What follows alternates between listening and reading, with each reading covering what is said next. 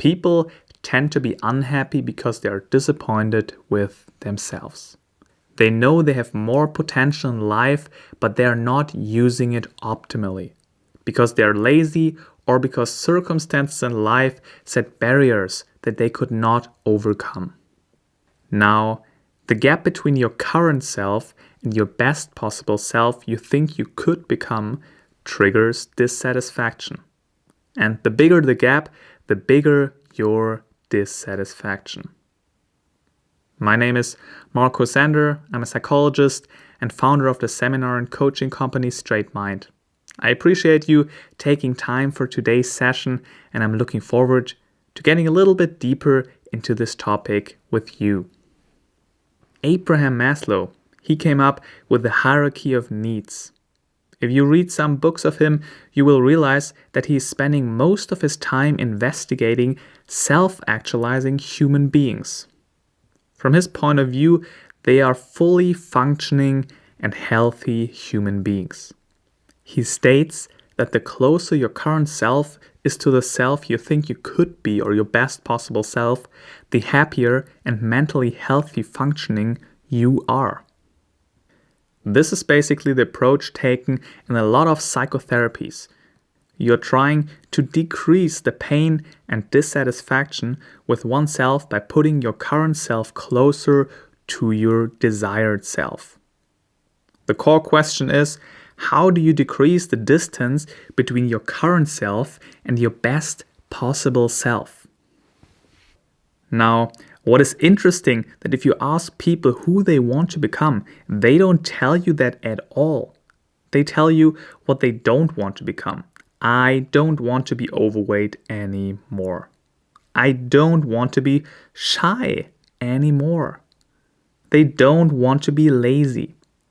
People know quite detailed what they don't want, and that's great, but they start to struggle when it comes down to defining what and who they exactly want to be. They are mainly negatively motivated, trying not to be something instead of starting to think about what they want and how to get there. This leads to being in this dissatisfied state of mind because you're not the one you want to be, but you also don't really know what to do to get closer because you don't know who you want to be. So, my first suggestion is to intensively think about what kind of person you would like to become and really put it into words.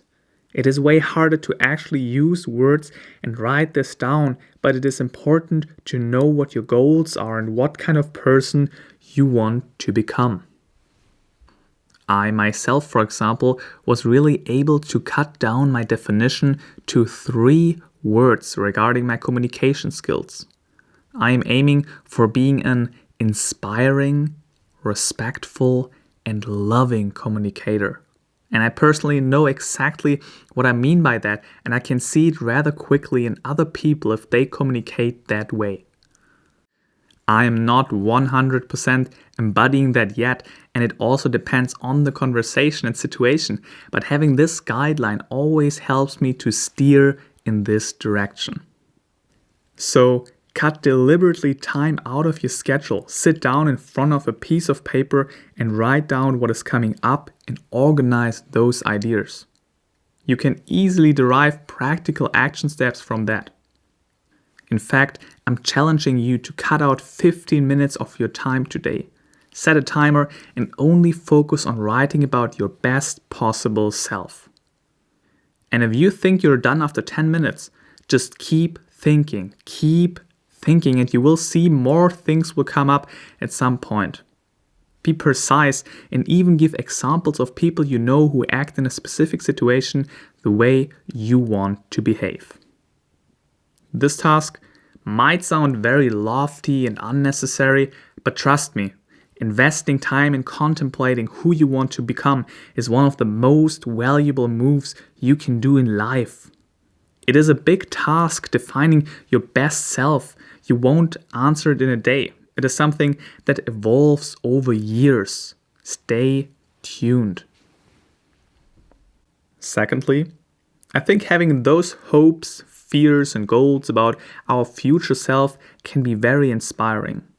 Don't sell yourself too short and don't be afraid of not reaching your goal 100%. The idea of your best possible self shapes your future behavior and motivation level.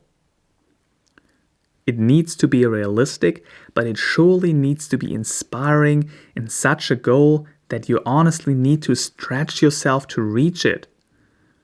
It is not as important as people think to reach your ideal self.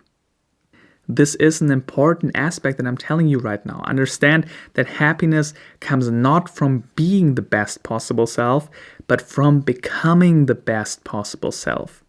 The journey is the center and meaning of happiness, not reaching the goal.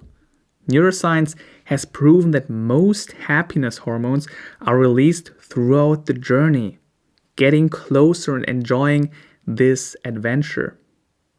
At the end, yes, you do have a happiness peak, but it goes down rather quickly. If you go hiking, it is all about the journey, right? Only a fool goes hiking for the sake of arriving at the hut and taking off your backpack. This moment is a moment of relief and happiness, yes, but that is not the purpose and the only happiness of this hiking trip. Some people then become depressed when they reach their goals and they are disappointed, because they thought they will have figured out life when they reach it. When I'm a millionaire and when I have a girlfriend, then. But you will quickly realize that you adapt and life goes on. So enjoy rather the process. The journey is the center and meaning of happiness. So really embrace this paradox of, hey, I'm fine as I am and I'm enjoying the process. Plus, I'm striving to become my best possible self and working hard towards it. I think this is just a key attitude of life if you want to be considered as psychologically successful. Knowing that you have still huge potential and working towards that, but being okay with not being there yet. And being okay with that huge gap because you know that you are fine as you are. This will raise your current self-esteem level because on the one hand, your current and best possible self will be very close because you're already satisfied with yourself. And on the other hand, you're still growing because you realize the huge gap of your full potential. But you have the confidence to start working diligently towards it instead of becoming disencouraged. The bottom line of this video is to start defining your ideal self and actually put deliberate effort into finding your ideal self, and secondly, embrace the paradox of enjoying the now and simultaneously working towards self-improvement. And if you want to gain a better understanding of your authentic self and your values, then stay tuned, subscribe this YouTube channel, and I will see you next week. Here's what you say. You might work, but